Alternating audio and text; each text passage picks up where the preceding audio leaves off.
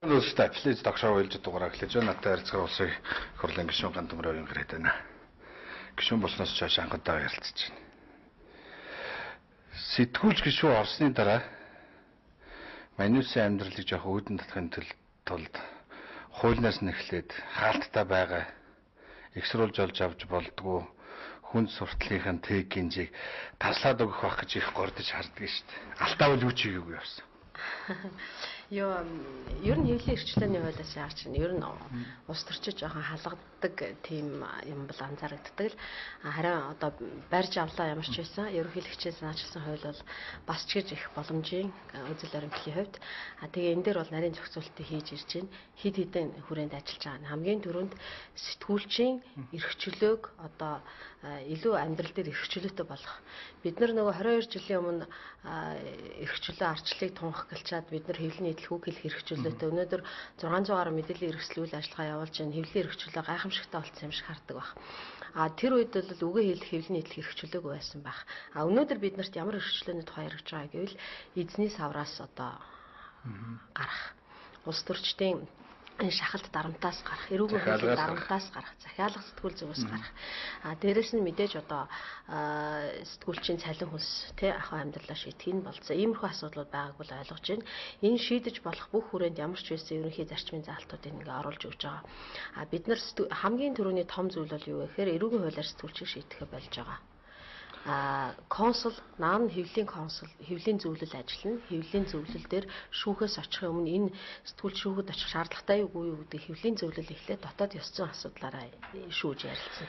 Тэгээ манай нөхцөлд одоо хэвлэлийн эрхчлөө өгчөөд 200 жил болцсон ийм улс оронтой Европын стандартыг Монголд оруулад за яг нэг үг хэлэхэд миний хэвлэлийн хэрэгчлөөг галаараа дээр удирддаг консул ч юм уу нэг байгууллага таслах миний ёс зүйн хэм хэмжээнд дүгнэлт өгөх нь бидний хүрээнд бол ойлгож авах үнэхээр хэцүү шүү дээ. Гэхдээ яг ийм л дээ. Тэрийг сэтгүүлчдийн тэгээ өөр бид нар яах гэж бид нар шүү дээ энийг шууд нэг сэтгүүлчтэй нэгцэвэл хин нэг хүнтэй холбохгүй байгаа. Хэвлэлийн консул гэдэг институт бий болно. Тэрийг сэтгүүлчд бүх одоо гишүүдийнхаа нэгдсэн хурлаараа тэр консулыг байгуулна. Хин бидний шүүхэд очиулчихгүй биднийг хамгаалж өнгөлж чадахгүй гэдэг юм. Нөгөө талаар эн чинь бидний эрх ашигаас гадна нөгөө талдаа бол нэр хүнд гэж байгаа байхгүй юу. Үнэхээр маш олон одоо мэргэжлийн бус сэтгүүлчд салбарт орж ирээд ёс зүйн хүмүүс орж ирээд сэтгүүлчдийн нэр хүндийг унгаж байгаа. Сэтгүүлчдийг бол ерөнхий статусыг одоо их доошлуулж байгаа нь бас нууц биш шүү дээ. Энд чинь нөгөө талаас бол энийг хамгаалж байгаа хамгаалт гэж харах хэрэгтэй байхгүй юу?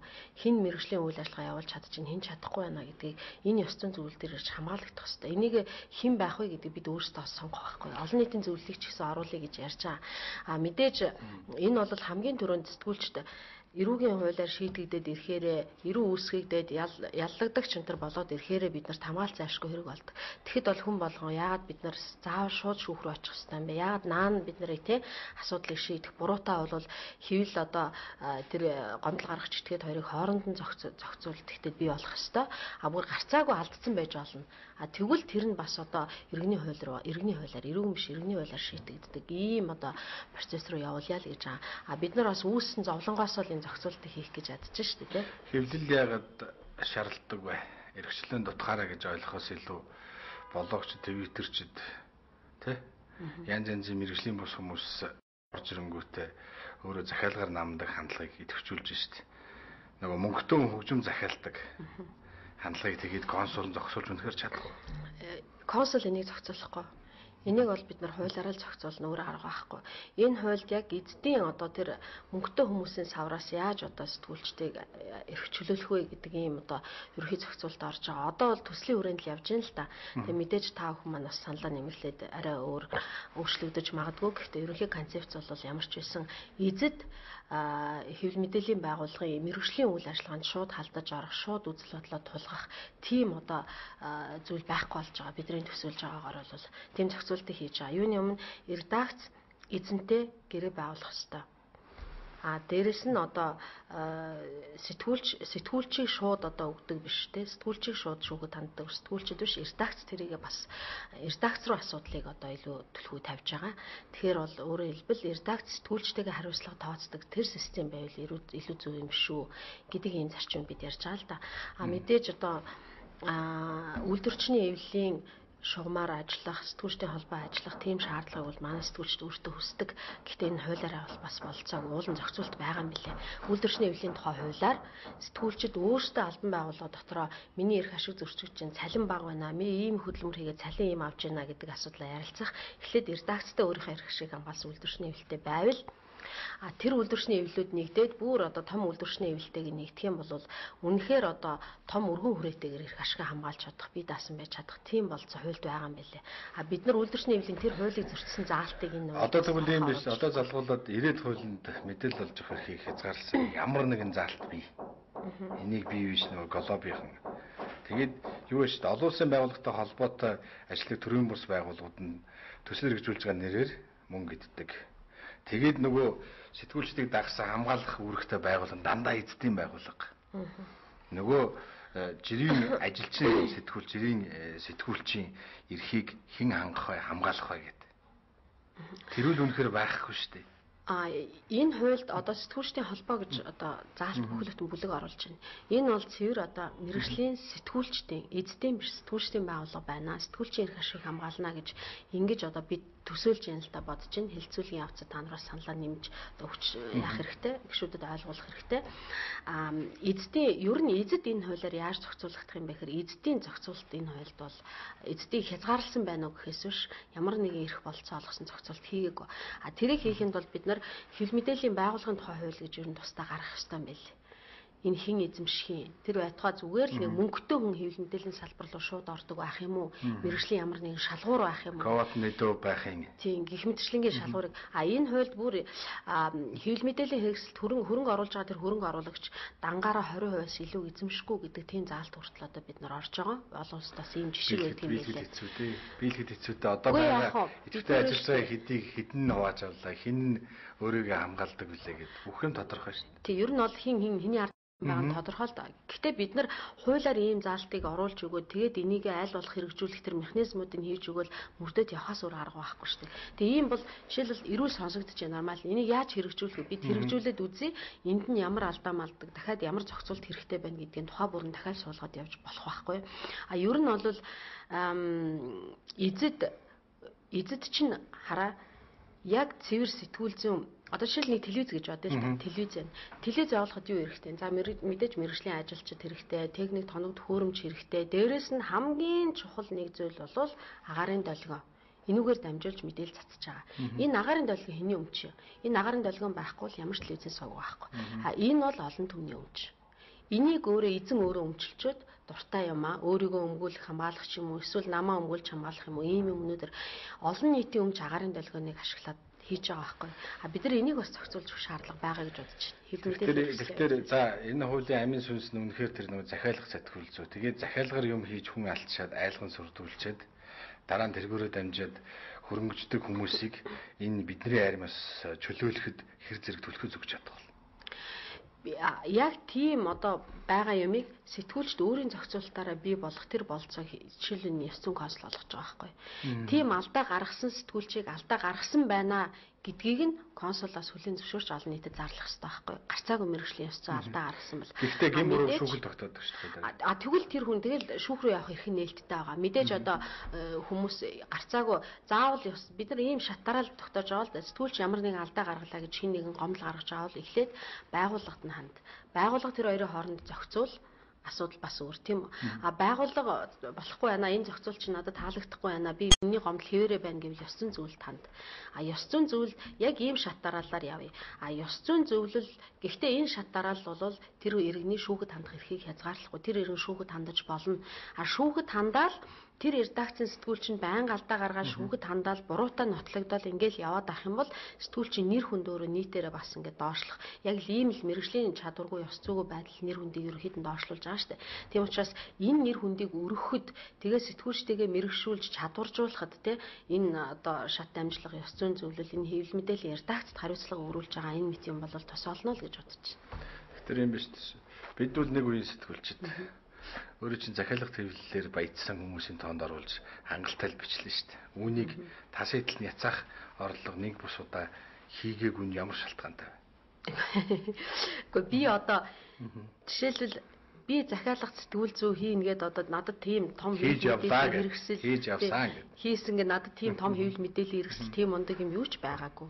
За одоо ч ингээл юу гэдгийг би намайг баяжсан ямар илэрхийлэл вэ жишээлбэл те. За. Миний өмсөж зүүж байгаа юм, амьдарч байгаа орон гэр унж байгаа унаа машин бол одоо үнэхээр баяжсан гэж хэлэхэд түүхтэй. Сонгуулиар ч гэсэн би одоо хамгийн бага мөнгө зарсан ийм одоо нэр дэвшигч байлаа. Магадгүй Монголын түүхэнд ийм бага мөнгө зарж сонгогдсон нэр дэвшигч гараагүй бах. Би бол нийтдээ 60 хүрэхгүй сая төгрөгөл зарцууллаа шүү дээ. Өөр нь бол би тийм баян хүн бол биш ээ. Хүмүүс зүгээр л энэ ямар нэгэн би илүү магадгүй улс төрийн байр суурь 4500 сэтгүүлч дотроос гаруй сэтгүүлч дотроос 60 хүртэл сая төгрөг сонгуул цацах хүн бол цөөх шүү дээ. 60 сая төгрөг надад бэлэн байгаагүй. Тэр мөнгийг бол сонгуулийн мөнгийг бол босгодог. Би мэдээж хандваар намайг нэрээ одоо энэ хүн зүү шүү. Ийм зөв дуу хоолой энэ хуралд байгаасаа юм өөрчлөх болов уянгаа ингэж ярьдаг юм чи энэ хүнийг оруулчвал бас арай өөр болох болов гэж бодсон олон хүн байгаа. Тэр олон хүн надад хандив өргөсөн. 60 сая төгрөг бол их мөнгө биш л дээ. Гэхдээ би бол хизээч 60 сая төгрөгийг зүгээр яагаад олох мөнгө бас биш байхгүй. Гэхдээ миний нэр хүнд бол бас одоо 60 сая төгрөг босох хэмжээнд түүнээс ч илүү мөнгө босох хэмжээнд одоо олон нийтийн дунд байгаа юм байна гэдгийг би олж харсан. Тэгэхээр юм байна шүү дээ. Нөгөө адилхан шар үзэж хоёулаа юу улаантан цагаантан гэдэг шиг тий.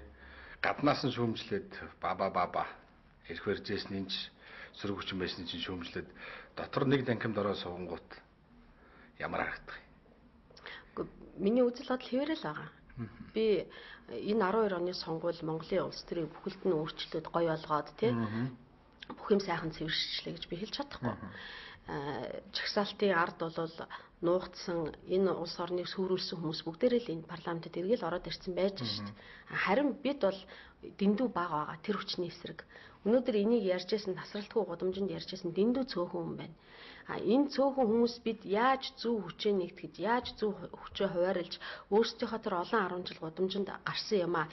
Энэ их хүчин дунд, энэ их мөнгөтэй, эрх мэдэлтэй энэ хүмүүс дунд бид яаж зөв энэ бодлогоо хэрэгжүүлэх вэ гэдэг талаас одоо бид нарт бас харин илүү ухаан, илүү ур чадвар, илүү одоо мэдрэмж, тийм илүү одоо ухаалаг үйл хөдөлгөөн ба шаардж байгаа нүнэн. Бид бол энийг жишээлбэл одоо юу гэдгийг хамгийн ихний зорилго бол оюутлогоон гэрээ, энэ шудраг бус гэрээ, уул уурхай энийг эржлэхийн тулд одоо Ганбаатар бидэд нөгөө л ярьжсэн хүмүүс маань хамтраад явж байгаа. Энэ бол нэг тал нь. Шудрагас эвсэл хамтран засагт орсон. Гэхдээ энэ нь бол миний одоо өмнө ярьжсэнаа үгүйсэх ч юм уу тийм шалтгаан огт биш. Би энэ тэмцлийг үргэлжлүүлнэ. Гэхдээ улсын хурл бол маш том мөртлөө арай өөр зэвсэг. Гэхдээ эхлээд би өөрөө хурагчсан сүүлдээ хамтарч хураад тэгээ сүүлдээ бүр нийлээд хурдаг болсон штэ гэдэг үл явцын дунд л харагдах байх л та. Гэхдээ нөгөө хамтарчингуудаа бодлогын эсрэг яриад ах тэр бас нэг шүүлтүр байна штэ. Яах гээд байгаа юм би чи болооч гэх. Тиймэрхүү юм бол алхам тутамдал байна штэ. Гэхдээ би юуг нь дэмжих үү? Яагаад дэмжих үү? Би яагаад эсэргүүцэх вэ гэдэг бол одоо л би хэлээд байна штэ. Бид нар илүү үнэхээр чи зорилгодоо хүрэхийн тулд илүү ухаалаг, илүү зөв, тэгтээ чиг шугамаа алдахгүй явах хэрэгтэй. Юу гэдгийг зүгээр л би тэмцэгч хүн, дайчин хүн гэл юм болгоны эсэргүүцэл ингээл өөрөө тодроод ээж бол болох байх л та. Тийм болцоол мэдээж байна их хуралд. Гэхдээ тэр бол тийм асуудлыг үр дүнд хүрэх би ярьж байгаа юмаа шийдвүлэх юм бол биш шүү дээ. Улс төрийн гудамжнаас сөрөг хүчний байр сууриас шүүмжлэх дотор нь ороод улс орны асуудлыг шийдэх хоёрт их том зай биш шүү дээ. Тэгээ шинэ хүчний ялгаач бий байх, бас нөлөөний ялгаач бий. Тэгээд хамтарч байгаа хүмүүсийн эсрэг харангад хилдээд байх нь бас нэг талаас зохимжтой ч биш байж болох юм те. Энийн холцоог тааруулахад хугацаа хэрэгтэй байна уу эсвэл? Үгүй одоо нэг хугацаа ч яах вэ? Би уулын тааруулаад явж гин гэж бодож байна. Би хэрвээ анзаарсан бол улсын хурлд оронгуудаа хамгийн түрүүнд үндсэн хуулийн өөрчлөлтөө асуудлаа ярья гэдэг тийм уриалгыг гаргасныг харсан баг. Олон хүнийг чихнийхээ хажуугаар өнгөрүүлсэн. Бид үнэхээр одоо энд байгаа парламентод Монголын төр цаашаа явхаа болоод гацаад биендээ саатыг болоод намчрахад хуваагдаад байгаа энэ үед бол бид нар тойрцоогоод үндсэн хуулийн асуудлаа ярьсан бол Монгол орн гарцаагүй том хувьсгал шинжилт болно. Ер нь бол би ийм үн шинжилтийн төлөө байгаа. Хизээ нэгэн цагт энэ парламентын үед биш юмаа гэхэд эрт орой хизээ нэгэн цагт энэ шинжил бол явах нь гарцаагүй. Би энэний төлөө байна. Би одоо юу гэдгийг зохицуулаад явжлаа л да. Төсөв дээр шүүмжлэх юм байсан. Гэхдээ тэр одоо шүүмжлэх гэж байгаа зүйл одоо оруулж ирж байгаа тэр шинжил хоёрын дэнслэх тийм гарцаагүй одоо өөрийнхөө хувийн үзэл бодлын үүднээс байр суурийнхаа үүднээс дэнслэх тийм шаардлагууд бол гардаг. Би бодож байна. Хизээч альж парламентын үед Монголыг өөрчлөхийн том үйлдвэрчлэлтийн төслүүд жишээлбэл орж ирж байгаагүй. Том бүтээн байгуулалтын төслүүд орж ирж байгаагүй. Одоо бол орж ирж байсан. Би одоо жишээлбэл сайн шондын аж үйлдвэрийн зохицолбор байна. Энэ төмөр замууд байна. 5 дугаар цахилгаан станц байна. Бид нар энийг шийдэхгүйгээр 5 дугаар цахилгаан станцыг шийдэхгүйгээр бид нар дахиад үйлдвэр барих болцоо байхгүй. Орон сууцчлуулах болцоо байхгүй болчиход байгаа байхгүй юу? Тэгээд энийг одоо 5 дугаар цахилгаан станцыг шийдэж үйлдвэржүүлэн ингэж ажлын байр бий болно. Энэ бол гарцаагүй улс төрийн том бодлого мөн шүү дээ. Бид нар энийг олж харахгүй зүгээр л нэг сар өнгөц юм дээр шүүмжлээд яваад ах юм бол бас төвхтэй. Гэхдээ би шүүмжлэх юм шүүмжилж байгаа. Том хөрөнгө оруулалт, том бодлогын цаана улс төрчдийн өөрийнхөө гаргасан юмыг дэмжих. Нөгөө үндэстэн дамсан корпорацтай нийлцгээд бүх юмд эзэн суух сонирхол дагаал яваад байна шүү дээ. Тэр нь бол олон юм дээр харагдаж шүү дээ. Мэдээж бид тэрийг илчилэх гэж тийм юмны эсрэгэл орж ирсэн шүү дээ. Одоо энэ оюу толгойн бидний маргаанаас их том юм тодорхой олно гэж бодож байгаа. Оюу толгойг улаанцаа хамгаалж байгаа, цээжээрээ хамгаалж байгаа эсэг хүмүүс бий. Энийг өөрчилж хэмсэн, шударга зөв яриа хэлцээнд орч хэмсэн гэж байгаа бид бол арай хүч дутуу байгаа. Гэвч алхамаар явж л байгаа. Өнөөдөр энэ хажууд байна. 1 их 80 58 тэрбум төгрөг одоо татвар түрээсээр татвар одоо хөнгөлт өгчөөд урьдчилгаа хэлбэрээр төлчөөд байна гэд тэ. Жишээлбэл энэ яг үнэн юм уу? Монголын төрийн хүлээн зөвшөөрч байгаа юм. Олон юмыг тодруулах шаардлага байна. Энэ тодруулах болгонд одоо олон юм тодорхой олж ирнэ л дээ. Би жишээлбэл яг энэ мөнгөтэй холбоотой асуудлаар бас Монголын сангийн сайдд асуулга тавья гэж бодож байна. Үнэхээр ийм их мөнгө төлсөн юм уу? Бодож хийх биш, төлөвлөж байжгаад олуулаа хийвэл нөгөө бүгдээрээ хэлцүүл гэдэг юм хэрэгтэй шүү дээ. Үгүй яах вэ? Бид нар одоо энэ оюу толгой дээр жишээлбэл 25 л хүн байна, тийм үү? 25 хүн байна. За бусд нь мэдээж үүний эсрэг байгаа хүн бөгөөд хүчин бас энэ хангалттай байгаа шүү. Бид нар үүний эсрэгэл зогсох гэж тэгэл энэ одоо улсын хурлын гишүүнд ямар болцоо боломж байдгүй энэ бүхнийг ашиглаад явж байна. Төр хорой байгуулах гэсэн тэрийг байгуулахгүй байна. Төр хороотой олчих юм бол бид нар арай илүү өргөн эрх мэдэлтэй, арай өргөн хүрээнд асуудлыг ярьж юмыг илчилж чадна. Гэтэл ийм болцаалга байна. Ер нь бол бид нар зарчим бодлогоос нэгч удаа ухраагүй. Гэхдээ юу гэдгийг ирээд дууга олчлоо ч гэж байгаа нэг хэсэг байна. Дуграад байхаар бас хитрхи дуграад байна гэж байгаа ч хүмүүс байна те. Тэгээ ер нь бол хүн болгон таалагдах албагүй. Гэхдээ би юу ярьсан, ямар зарчимтай юуны төлөө явж байгаа гэдэг тэр чиг шугамаа алдахгүй л зөв явах ёстой л гэж бодож байна. Тийм биз дээ. Улс төр бол бодлогын тоглолт, багийн тоглолт байдаг. Танай шудраг ус өвчлийг хараад байхад 2 өдрөлгчөөс болоод хагараач байгаа юм шиг. Тэгээ шудраг усыг яаж хэрэгжүүлэх гэж байгаа механизм тодорхойгүй ч юм шиг. Нэг л том амлалт 5% өсгөл. 5% өсгөлөө тавал ингэ шудраг ус өвсөл хэрэгжүүлэх болцоогүй шүү дээ. Бид нар тийм болцоо сонголт ард түмний сонголт олгоогүй шүү дээ. Бид зөвхөн бүлэг хамтрагч байж бид нар тэр бодлогоос оруулсан. Мэдээж тэр хүрээний өөрчлөлтүүд бол явах ёстой. Би бол энэ парламентод амжаад тэр бидний санал болгосон хамгийн том цөм өөрчлөлт, үндсэн хуулийн өөрчлөлт рүү явах болов уу гэж бодож байгаа. Эхнээсээ яригдчихээн сумын засаг даргаыг иргэд өөрсдөө сонгодог болох гэдэг үндсэн хуулийн концепцийн хүрээнд өөрчлөлт юмнууд орж ийн л та. Бид нар энэ хүрээнд өөрчлөлтийг бага багаар нь хийнэ. Юу гэдгийг бид нар тийм нөгөө би ч гэсэн сонгогчтой хэлж явс. Та нар намайг сонголоо гэд маргааш нь бүх юм сайхан болохгүй. Нөгөөдөр гоё болохгүй те. Энд одоо бүгднгийнх нь хүчин чармаалт хэрэгтэй байхгүй юу? Уянгааг сонгочвол за одоо энэ ямар алдаа гаргах нь вэ? Одоо тэгвэл сайхан шүүмжлэл одоо алаад өгөх юм шүүгээ суугаад байвал энэ юм явахгүй шүү дээ. Энд орсон уянгагийн боломжийг яаж ашиглах вэ те? Энд ямар эрх мэдэл вэ? Ямар мэдээлэл гаргуулж авах вэ? Тэгээ дээрэс нь бид яаж дэмжих вэ? Би хэдийгээр өнөөдөр энэ ордон дотор орж ирээ суудсан ч гэсэн дахиад цөөнх байгаа шүү дээ энэ дотор. Энийг өөрчлөе гэж байгаа хүмүүс нь одоо өөрчлөлийг сайхан ярьдаг боловч яг өөрчлөе гэхээр тийм чадвартай хүмүүс цөөхөн байгаа шүү дээ. Тэгээ бид нар тэрэнд бас дэм хэрэгтэй, туслалцаа хэрэгтэй шүү дээ, тийм. Танай анги дотор ч 29 шинэ гишүүн байгаа. 29 шинэ гишүүн болгон юмаа таны мэдхийн хугацаагаа үнэхээр туулж барж чадсан уу? Өөрөөр хувьд таны мэдхийн хугацаа үнэхээр дууссан уу? За зарим гишүүдвэл замраагүй олон зөвлөх аваад гинтэл цоорцсон юм шиг. Хууль тогтоогоод эхлэнгүүтэл манайсаас өөр хүн болцсон юм шиг ойлголтоор хандах гэдэг шүү дээ асуудалд. Гэхдээ юу гэдэг юм би бол нэг их одоо айхтар танин мэдэх нэг их хугацаа шаардлагатай гэж бодоагүй. Танин мэдэх тэр процесс бол магадгүй парламентын сурвалжлагч байхад тэгээд энэ гудамжинд энэ улс төрд юу болоод байгаа ингэж 10 жил энэ Сүхбаатарын талбайд байхад ч юм уу те тэр процесс явсан байх. Мэдээж зүгээр яг жишээлбэл лоббинг яаж явдгийг одоо энд байгаа тэр систем улсыг хуралдах энэ бүтцийг одоо яаж улс төр ихтэй хүмүүс яаж ашиглаж байна гэдэг мэдээж нарийн ширийн зохицуулах юмнууд харагдчихл байна л да. Юуг нь яаж өөрчлөх ёстой гэдэг юмнууд харагдаж байна. Тэрийг системтэйгээр алийг эхлээд тавих уу? Алийг тавил энэ систем дунд нам арчилсан нам хоёрын энэ дунд яаж явбал миний тэр санаачилсан хууль юм яаж батлагдах юм бэ гэдэг хүртэл ингээд нарийн юмнууд байна л да. Гэхдээ ерөнхий том концепцийн юмнууд бол би зөвхөн одоо их хурлын гишүүнийхээ эрх мэдлэр хууль санаачлал тэрийгэ батлуулаад гэдэг хүрээнд үйл ажиллагаагаа харахгүй байна. Том өөрчлөлт чи нөгөө хувьсгал ярьж байсан, том системийн өөрчлөлт ярьж байсан. Энэ лүгээ яаж явах? Энэ хүрээндээ чи юу санаачилж юу хийж чадах юм бэ гэдэг ингэж том өргөн агуулгаар нь л харж явж байна л да. Тэгээ тэр дотроо л үйлдэлээ хийж явж байгаа ямар ч байсан төвшил гарах байх л гэж бодож байна. Дургууланд даржээ сахил хүртэж болдог гэдэг шиг тий. Сая үл танаа шудрагаас хөвслээс 2 дугаар ээлжнийхэн нэлээд урдуур дараад намынхаа махна гэдгээрээ хоолнд төрүүлээд орчлоо ш бялонд. Энэ нь танаа эвслийн ирээдүйн ив нэгдэлд хамтрагчдын чинь хамтын ажиллагаанд хэр зэрэг лай тарих бол. За инквер гэдэг хүний явуулж байгаа акцууд инг сайхан гэдэг хүний холыг харсан бодлого хоёр хэр зэрэг нийлж чадах бол цаад үзүүртэй. Нэг юм бодсон л байгаа да өөрөө бол. Тий. Олон жил муу ан гэж явлаа шүү дээ. Тий. Яг нь ер нь бол энэ засгийн газрыг шударга сэвсэл бас сонголт байсан шүү дээ. Эсрэг хүчин болох. Дахиад манан байгуулах тийм сонголт шударга сэвсэлт байсан шүү дээ. Би тэрийг ашиглаагүй. Энэ бол бидний том зөвшөл, том одоо алсын хараа байсан л гэж ойлгож байгаа. Энэ хүрээндээ л одоо хамт явах хэрэгтэй. Муу ан манайх одоо 50-50 яг ижил тэнцүү судалтай байж танах одоо 4 сайдаа манайх ганцхан сайдаа авчлаа гэж бол бид гоншгохгүй гомдлохгүй байгаа.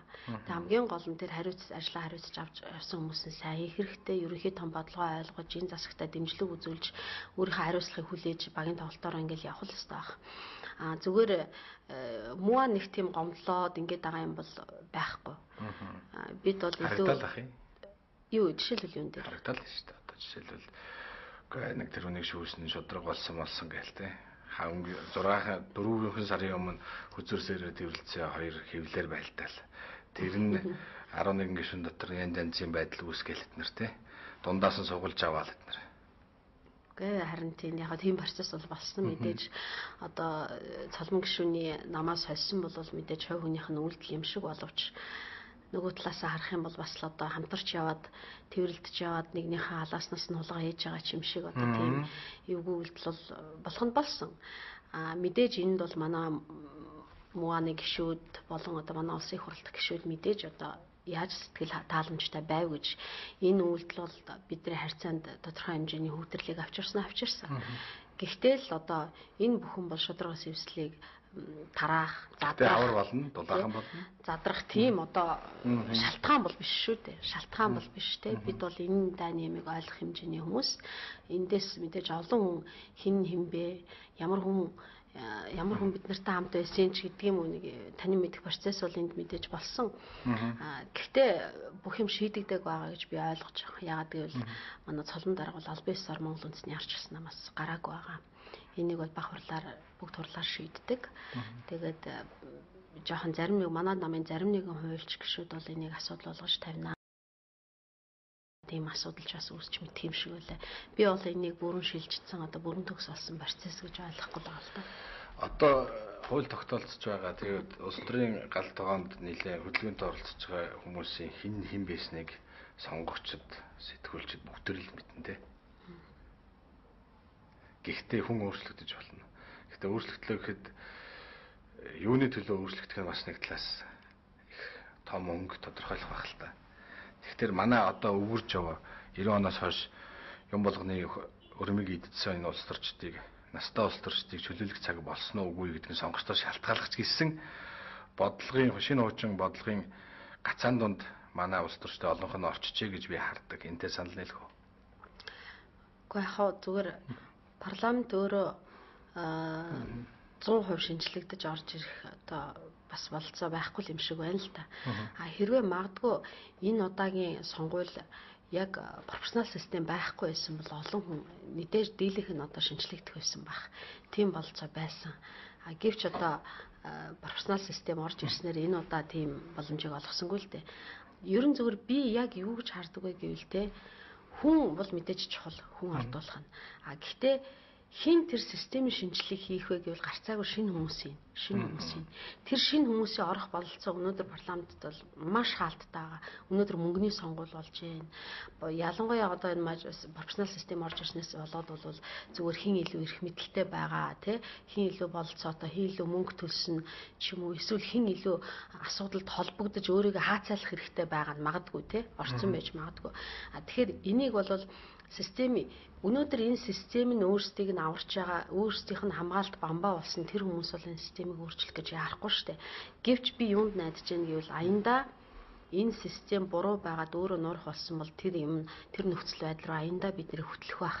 Магадгүй энэ тийм одоо тийм урт зам одоо үлдээг байх гэж надад бодогдож байгаа. Зөв би хэрвээ өөрөө анзаарсан бол би одоо хамтарсан засгийн газрын эсрэг байсан анханасаа.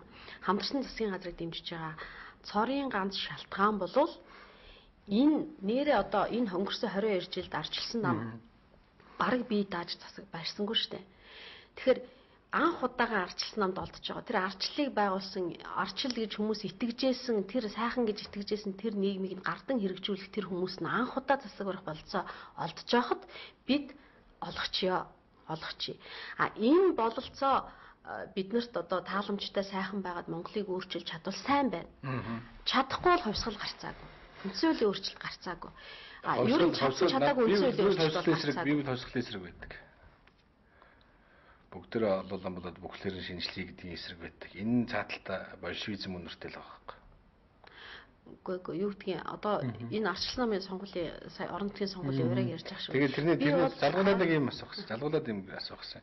Олигарх гэж соллоо тодорхойлоод жагсааж исэн хүмүүс тий шинэ үеийнхэндээ нийлээд үнэх тэр системийн хүрээнд гараад байгаа завхарлыг шинжилхийн төлөө